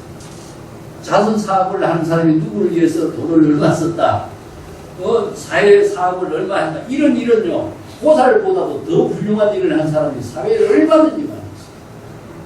그것은 세속적인 가치관의 중심으로 두는 그 아주 선행이라든가 이런 것은요. 불법 몰라도 그걸 할 수 있는 거예요. 근데 불법에서 제시하고 있는 것은 그런 목적 지향의 사고가 아니라 각자의 생명의 작용이 여신하고 여복하게 보살도의 삶으로 이루어지면서 승근 공덕을 함께 나누는 그 태양이란 말 쓰죠. 태양을 함께 하는 그 지혜와 자비의 삶을 함께 나누는 그 일. 그것은 누구를 위한 것이 아니라 자신의 생명의 작용을 함께 이루도록 하는 데서 제시하고 있습니다. 이런 그 경전의 공부를 하면서 한 가지 우리가 생각해 볼 점이 무엇이냐면 우리가 강의실입니다만 강의실에서 우리가 제시하고 있는 것이 뭐냐 경전의 언어를 이해하고 있는 것은 무엇이냐 하면은 불교에서 이야기하는 강사들의 얘기가 강사들 선사들은 무엇이냐 지혜를 체득하게 하는 겁니다. 이게 두 가지가 틀려요. 그러니까 지식으로 전달해서 그 내용을 이해하도록 하는 것은 어느 문자를 이렇게 저기 달을 보락하는 것 저기 달이 있으니까 달을 보락하는 것은 강사들이 하는 것. 그럼 선사들은 무엇이냐 직진심이라는 말을 쓰죠. 각자 자신이 그 깨달음의 경지를 직접 체득하죠. 그 달마의 그 안심법문 이야기가 있죠. 이게 이제 직지신의 그 사례로서 제기되고 있는데, 우리 이번에 숭산 소림사 갔다 왔잖아요. 그래서 달마가 명백 군현했다 이런 이제 전설이 남아있는 데가 중국의 숭산인데, 달마 명백치는 가보지 못했습니다만 사실 달마하고 숭산하고는 관계가 없어요. 역사적인 자료를 그렇게 적어놓은 그렇지만 이제 선을 이야기하려면 숭산을 근본으로 한다 하는 입장에서 후대 달마와 숭산 소림사와 인연이 이제 이루어지고, 또 해가 이렇게 해가가 찾아와서 달마에게 내 마음이 불안합니다. 이제 불안한 마음을 좀 스승의 가르침을 통해서 없애주세요 이렇게 부탁을 하죠. 이 불안이라고 하는 말은 중생의 자의식의 여러 가지 망상이 다 불안입니다. 자기 중심의 사고에서 생긴 의식이 다 불안입니다. 이게 뭐냐면은 미래에 대한 불안은 뭡니까? 자의식을 중심으로 해서 미래에 대한 얘기 불안이에요. 또 지금 여기에서 자신의 모든 마음이 편안하지 못하는 이 불안이라는 건 원래 병이란 말이에요. 병.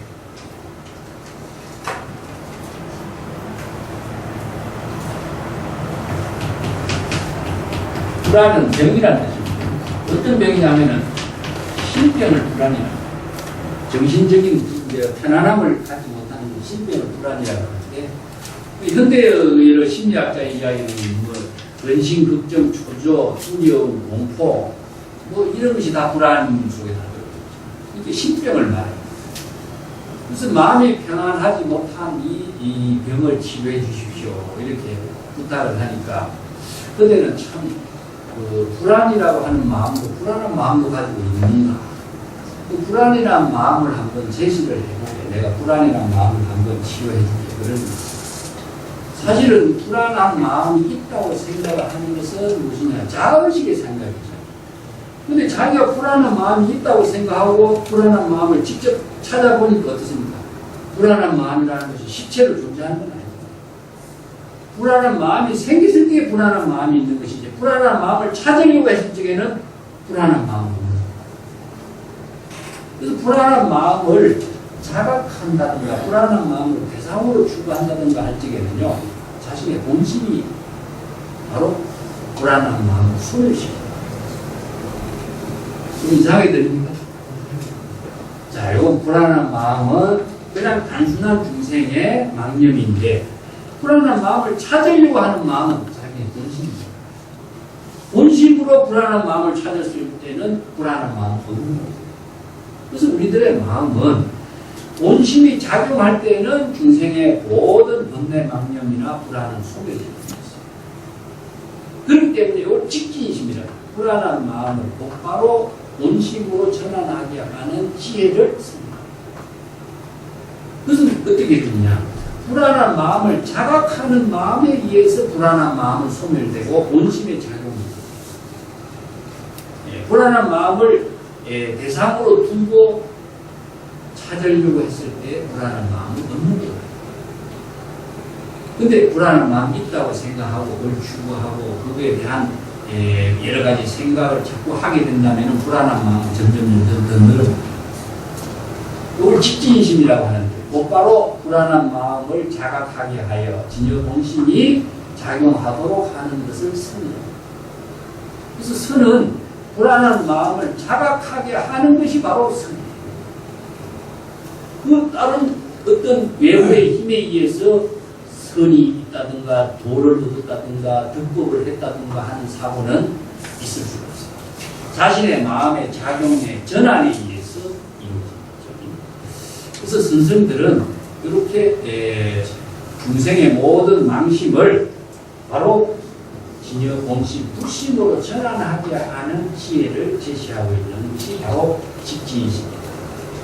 이걸 이제 견성이라고 해요. 견성. 불안한 마음에서 진여 본심으로 자신의 전환시키는, 즉 중생심에서 불심으로 전환하게 하는 그 지혜를 체득하게 하는 거죠. 신병이라고 하는 말은 뭐 옛날부터 지금부터 얼마나 많은 중생의 그 세속의 모든 삶을 이기게 하는, 병들게 하게 하는 힘인가 하는 것들이 자, 23번으로 넘어가겠습니다. 오늘 그림투분하고 같이 하면 돼요. 23번 원문을 같이 한번 읽어볼까요? 예, 원문은 짧습니다만은 내용은 아주 좀 여러 가지 내용이기 때문에 보겠습니다. 23번은 정신행선입니다. 2차 수고인 시법 평등 우유고하 신명 안역따라 삼약삼고인 이무와 무인 무분계 무분자 수일체 선법 즉득 안역따라 삼약삼고인 수고리 소원 선법자 열애설 즉인 선법 신명 선법. 여기에서 선법이란 말이 나오고 일체 선법을 닦아서 수행한다는 말도 나오고 그렇죠. 지금 맨 위에 정심행선이라고 해서 정심은 청정한 마음으로 선행을 실행하는 부분인데 그게 정심이 되는 것은 바로 진여 본심을 말하죠. 자선 청정심이라고 하는 것처럼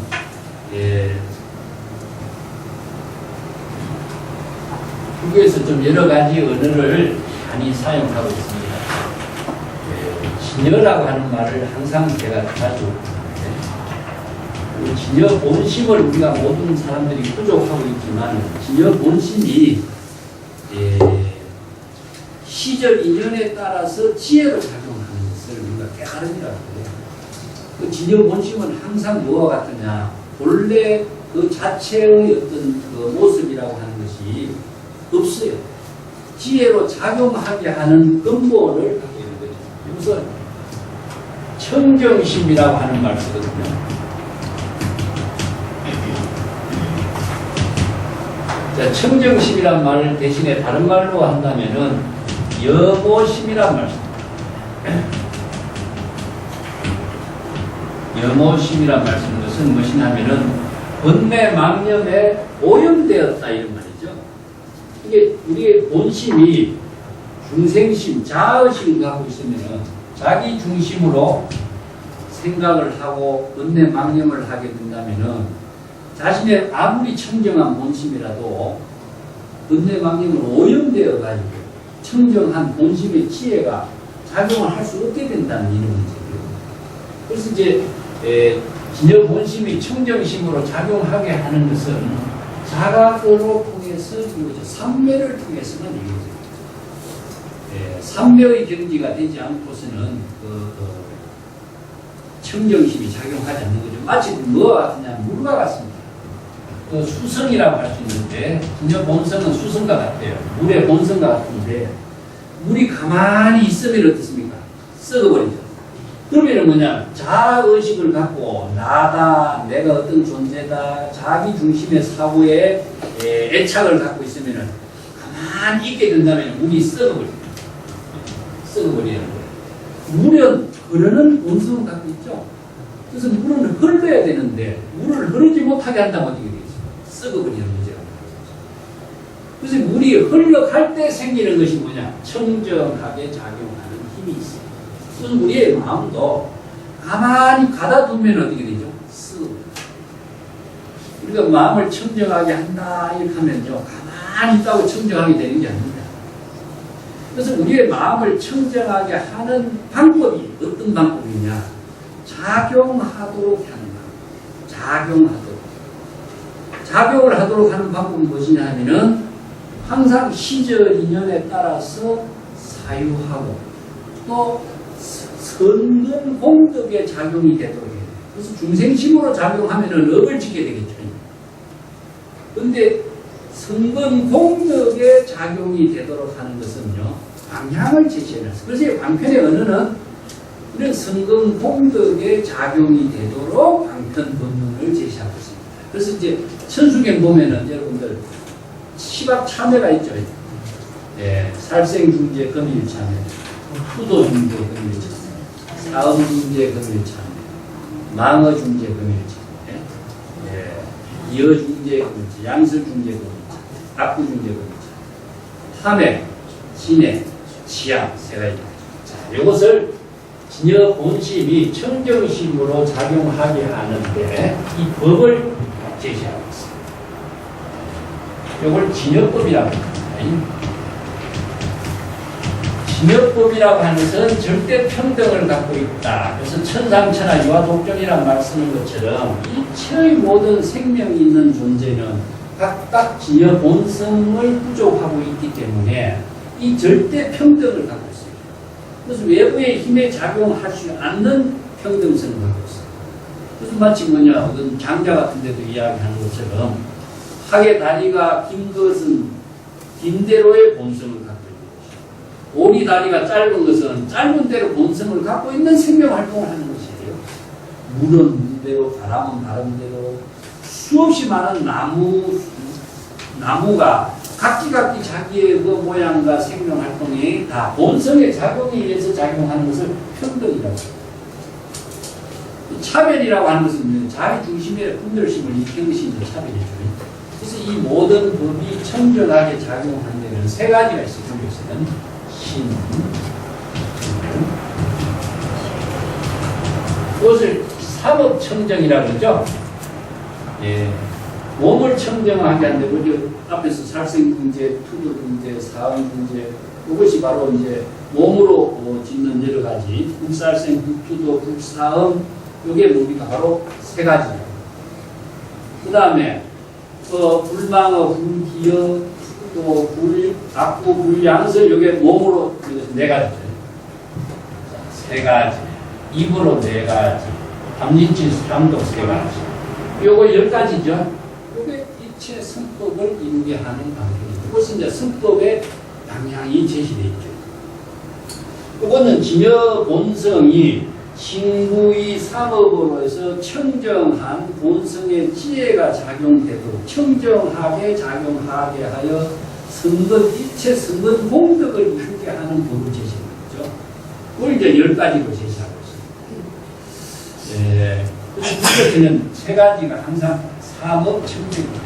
신구의 삼업을 청정하게 하는. 자선할 적이 없습니까? 결과하고자 하고 있죠? 몸으로. 자선하고. 입으로는 뭘 합니까? 우리가 자선하죠. 마음의 입입니다, 여기서는. 자, 요거 몸으로서 가고자 할 때는 자선이 되고, 입으로서는 우리가 마음의 입으로 자문자답.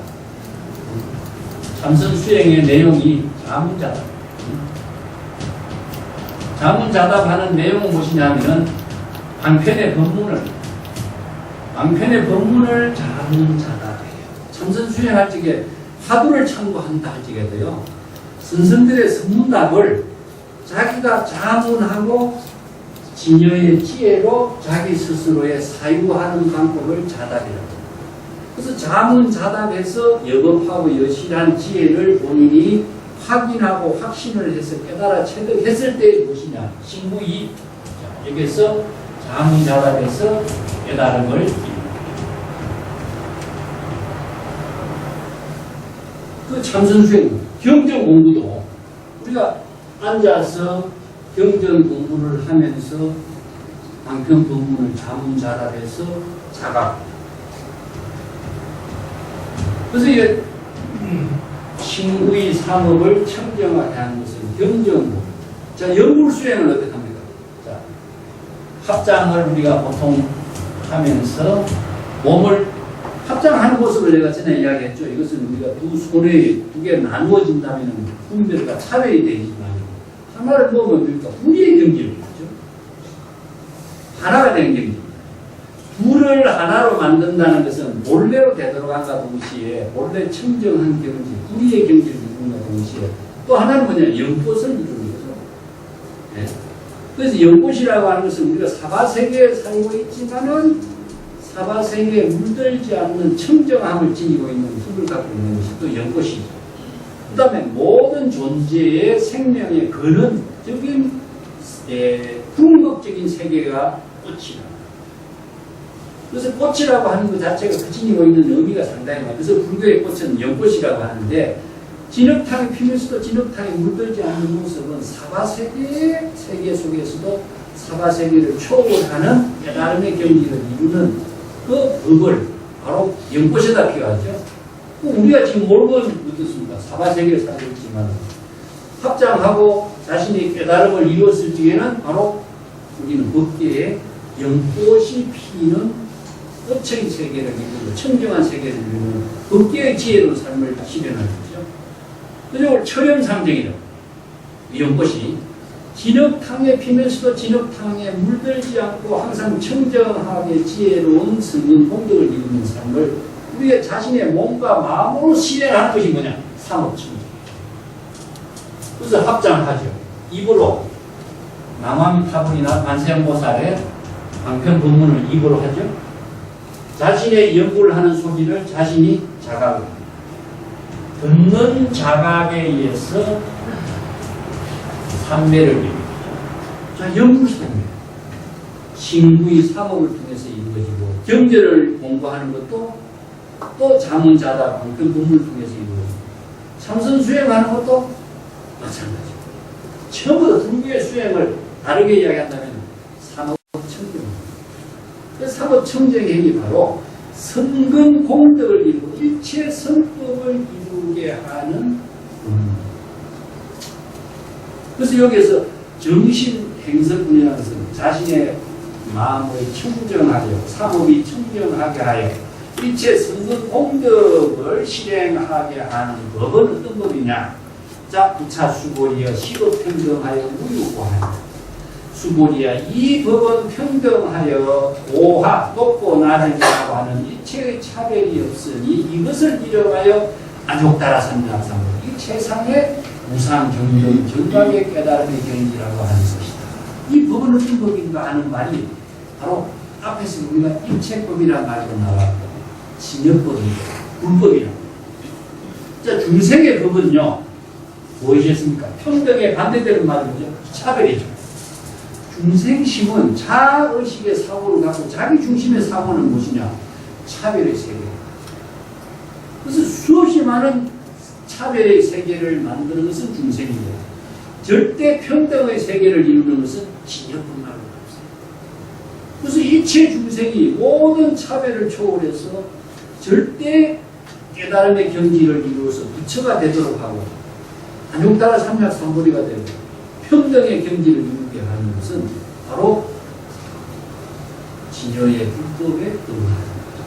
이 때문에 이 법은 여기에서 진여법, 자, 이것을 이체법, 진여법, 불법, 뭐 여러 가지 법을 이야기해요. 최선법, 미묘법, 이런 말도 여러 가지로 사용하고 있습니다만, 그래서 불교는 법의 종교입니다. 법의 종교이기 때문에 누구의 주장이 있을 수가 없는 거죠. 그래서 부처가 자기가 주장한 설법이 있느냐 없다. 부처라고 하는 것은 이 법을 깨달아서 바로 자신의 본분의 지혜로운 생명 활동을 했을 뿐이지 자기의 주장이 어디에 있는가. 그래서 이 법의 종교가 이 법을 인정하여 무유고하다. 그래서 이 평등의 법을 깨달아 체득한 경지가 바로 안욕따라 삼약삼보리라고 하는 최상의 깨달음의 경지인 것이다.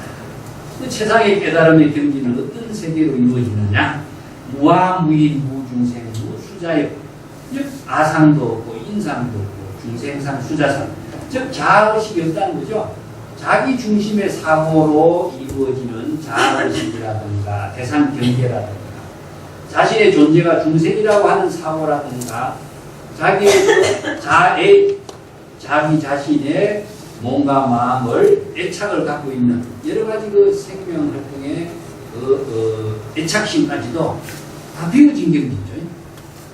이게 이제 무아, 무인, 무중생, 무수자는 자의식을 자기 중심의 사고가 다 없는 상태입니다. 그렇다면 무엇이냐? 진여 본심의 지혜로 수일체 선법하여 일체 선법을 닦아서 안욕따라 삼약삼보리 깨달음의 경지를 체득하게 되는 것이다. 그 일체 선법이 바로 진여 본성의 지혜로 여법하고 여실하게 자성이 청정하게 작용할 때 일체 선법을 이루게 됩니다. 무슨 선법과 악법이라고 하는 말은 그럼 어떻게 이루어지느냐? 뭘 한번 정리해.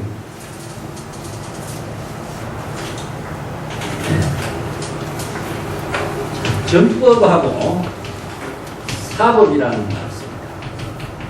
외도법. 네. 외도법은 제게 두고 정법은 우리가 각자 진여 본성으로 생명 활동하는 것을 정법이라고 합니다. 그래서 진여 삼배를 이룰 수 있게 정법이라고 합니다. 사법은 무엇이냐면 자기 중심. 그래서 중생심으로 사고를 갖고 있는 것은 다 사법입니다. 그 사법은 무엇이냐? 왜 이걸 악법이라고 하냐면 사법에서 이루어지는 자기 중심은 모든 것을 업을 만들어요. 그래서 이 업이 불교는 윤회의 모든 주체가 되거든요. 그래서 우팔사트 천학에서 윤회의 시체는 무엇이냐? 아트만입니다. 영혼이라고. 영혼에 의해서 윤회가 이루어지고 몸은 썩 없어지지만 영혼은 영원히 없어지지 않기 때문에 또 다른 몸을 갖게 되는 이런 이제 종교 문화를 갖고 있는 것이 우팔사트 철학인데 불교에서는 영혼을 인정하지 않기 때문에 영혼의 시체라고 하는 것은 무아설이기 때문이었다. 그렇기 때문에 업이라고 하는 것은 무엇이냐? 중생심으로 자아 중심의 사고를 가지고 의지성업에 따라서 자아 중심의 모든 망념으로 짓고 의지성리에서 짓는 것이 번뇌장으로 소지장이라고 했었는데 이 업이 만들어지죠. 그래서 업은 바로 뭘 만드느냐? 생사에 윤회하게 하는 업이다. 그래서 이제 생사윤회는 사실상 자신의 망심으로서 스스로의 마음의 병을 만들고 자신의 불안한 삶을 통해서 다른 지혜로운 삶을 실행하지 못하게 되는 모든 업이 만들어지는 거죠. 그래서 이제 사법은 악법이 되는 거죠. 그래서 이제 사법을 정법으로 전환하게 하는 것이 불법의 가르침입니다. 그래서 이제 사법을 정법으로 전환하게 하는 그 법문을 불교에서는 방편법문이라고 합니다. 그래서 방편법문을 통해서 일체 성법을 닦아 안욕다 삼략삼보의 깨달음의 경지를 이루게 하는 것이다. 그래서 이제 죄를 짓게 한다든가 업을 짓게 한다든가 이런 말이 전부 다 악법이 되겠죠. 그래서 이제 업을 짓게 하는 모든 것은 선법이 되지 못하기 때문에 악법이 되는 것이죠. 죄라고 하는 말도 그 천순이 우리가 재무자성 종식이라는 말 있죠. 심량멸시 재영망, 재망 심야야 무공 시정명이 진참회란 말이죠. 참회라는 말을 쓰는데 사실은 죄라고 하는 것 자체도 자기의 마음속에 죄의식의 망념에 의해서 죄라는 것이 있는 것이죠. 죄의 실체가 있습니다. 우리가 부처라고 하는 어느 속에 부처가 없는 것처럼 죄라고 하는 말 속에 죄라고 하는 거예요. 그러면 죄라고 하는 것은 어떻게 우리가 있다고 없다고 이야기하는 거예요? 네? 우리의 마음 속에서 죄의식을 갖게 됐을 적에 죄가 있죠. 그럼 죄의식이라는 망념을 비우게 됐을 적에는 죄라고 하는 실체를 존재합니다. 그렇기 때문에 죄의식을 갖고 있는 그 자체가 자기 자신이 죄의식의 망념 속에 자기 자신을 괴롭히게 하게 하는 고통을 만들게 하는 업이 되는 거죠. 그런데 그 업을 소멸시키는 법은 무엇이냐? 죄의식을 갖는 망념을 소멸했을 적에 그 법장을 소멸합니다. 이 모든 것이 바로 언어라고 하는 것 자체가 갖고 있는 하나의 말인 거예요. 진실을 알지 못했을 적에 언어의 속박에 걸려서 언어의 마력에 취해가지고 그 자신이 거기에서 헤어나지 못하는 경우가 얼마나 많아요. 그 정신병자가 사실 그런 사람들 아닐까요? 자기의 의식 속에서 언어의 마력 속에서 자기가 도취되어 그 마력에서 벗어나지 못하고 헤매면서 생기는 갈등이 얼마나 많은 정신병을 만듭니다. 그래서 이걸 신병이라고 해요. 그 신병을 해결하도록 하는 것이 바로 이제 사법에서 정법으로 전환하는 거죠. 그래서 이제 사유함다라고 하는 자체는 신병의 원인을 자신이 알도록 하는 것인데 그 실체, 죄의 실체를 모르고 죄를 벗어날 수 없는 거예요. 그래서 죄라고 하는 그 생각을 마음속에서 느낄 때 죄는 있는 것이지 마음속에서 느끼지 않을 적에 죄라고 하는 것은 사실상 없습니다. 자, 이것이 이제 유마경의 유명한 이야기입니다. 그 우바리존자라고 하는 대유제일의 제자가 있는데 어떤 비구성 둘이가 수행을 하고 있을 적에 어떤 여인이 이제 첫 번째는 한 사람은 간음을 했고 또 옆에 있는 비구가 그 간음한 그 여인을 나무라니까 여인이 도망을 가다가 남뜨리에 떨어져 죽었어요. 이 한 사람은 간음을 했고 한 사람은 살생을 하게 됩니다. 그래서 이 두 비구가 우바리를 찾아와가지고 대유 중심의 제일제자입니다. 우리 이 두 사람이 이런 큰 죄를 지었는데 어떻게 참회를 해야 되겠습니까? 그게 이제 우바리 존자가 소승의 법에 의해서 두 사람이 이제 참회를 죄에 대한 참회법을 합니다. 그러니까 그 죄 지은 것을 가지고 참회를 하는 것이 참회법이 이참과 사참이 있죠. 들어보셨어요? 이참이라고 하는 것은 바로 법으로서 참회하는 겁니다. 여법하게 참회를 해서 모든 죄의식을 소멸시키는 방법을 정법을 알고서 참회를 해야 되는 것이 이참이고 사참은 무엇입니까? 몸으로 참회하는 것이에요. 아무리 의식 속으로서 의식을 비운다고 한다고 해서 그것이 소멸이 된다 하는 것은 자기 자신이 청정한 힘을 발휘할 수 있는 능력이 이루어지지 않다면 어떻게 되겠어요? 몸으로서 그것을 또 사참을 하는 것이죠. 그래서 보통 사참은 무엇입니까? 보통 절을 많이 시키거든요. 참여하는 것은 삼천배도 시키고 칠배도 시키고 하는 것인데 절을 하면서 이참 사참을 함께 실행하는 거예요.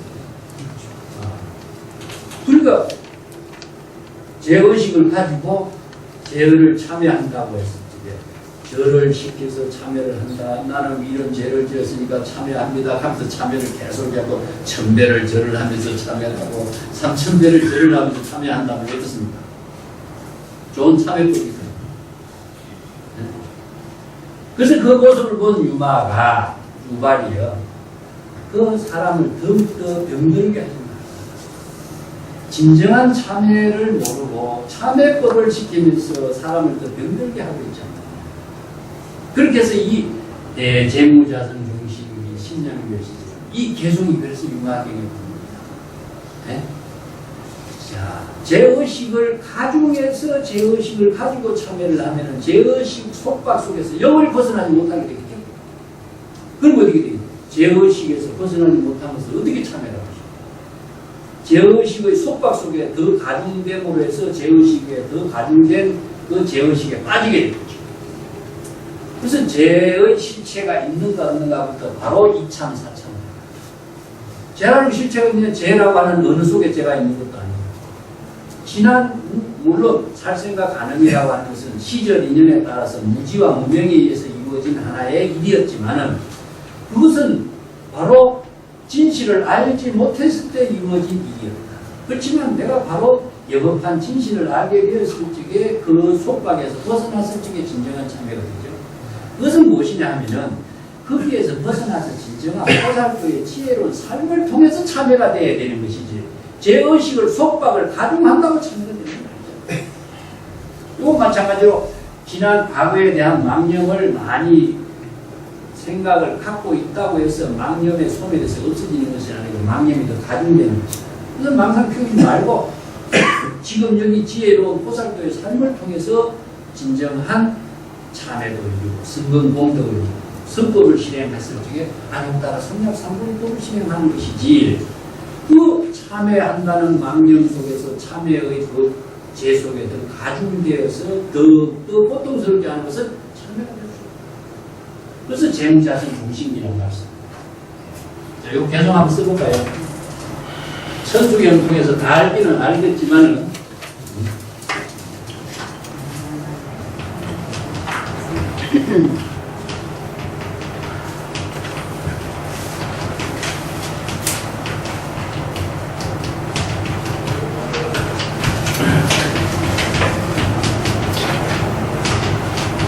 신양 멸시 조영남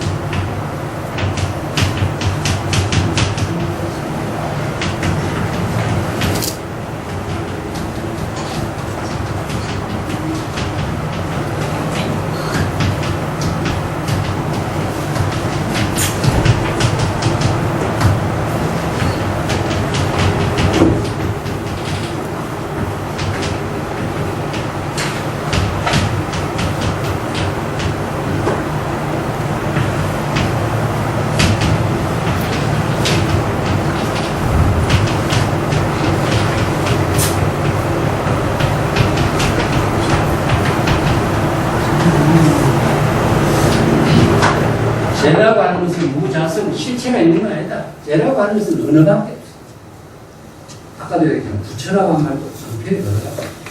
우리가 죄라고 하는 언어가 왜 필요하냐? 선이라고 하는 좋은 공덕을 이루게 하는 방편의 언어를 실행하도록 죄를 짓지 않도록 하고 업을 짓지 않도록 합니다. 뭐 기독교 같은 경우 죄와 벌이라고 하는 것이 하나의 가장 중요한 가치를 주고 있는 기준이 되는 거죠. 그렇지만 불교에서는 죄와 선이라고 하는 선과 악이라고 하는 건가, 죄와 벌이라든가 이런 문제가 모두 다 의식의 대상에서 소멸시켜야 완전한 지혜를 실행하는 것이지, 어느 그 자체가 속박되어 있으면요, 그 언어에 속박돼서 자유를 누립니다. 그래서 죄라고 하는 그 언어와 죄라고 하는 의식의 속박에서 벗어나도록 죄라고 하는 것은 실체가 없는 것이다. 무자성이라는 것은 동일한 것입니다. 죄라고 하는 그 자체는 단순한 죄라고 어디 있느냐? 죄라고 하는 언어밖에 없죠. 그러면 이 죄라고 하는 언어를 통해서 우리가 의식 속에서 죄라고 하는 죄의식의 사고가 일어나게 되겠죠. 그것이 바로 죄라고 하는 것은 실체가 없는데 우리의 망신 속에서 죄의식이라고 하는 사고가 일어나게 되겠습니다. 근데 죄라고 하는 의식을 망심을 통해서 죄의식이 일어나게 됐다는 거죠. 그 죄라고 하는 언어가 갖고 있는 힘이 바로 이 방편의 언어가예요. 근데 죄라고 하는 망심이 소멸된다면은 죄라고 하는 것도 어디 있느냐? 죄라고 하는 실체가 없는 거예요. 이게 죄라고 하는 언어의 망심 속에 죄가 있는 것이고, 망심 그 자체가 바로 죄의식을 만들어가는 것이지, 죄의식에서 벗어날 수 있는 것은 무엇이냐? 죄라고 하는 실체가 없다는 사실을 우리가 진정 바르게 알 때 죄의식에서 벗어날 수 있는 것이다. 죄의식을 갖고 있는 한 죄의식에서 영원히 벗어나는 겁니다. 그래서 죄의식의 속박에서 벗어나는 길은 죄의 실체가 없다는 사실을 자신이 진정 여실하게 깨달아 체득했을 때 죄의식에서 벗어나게 됩니다.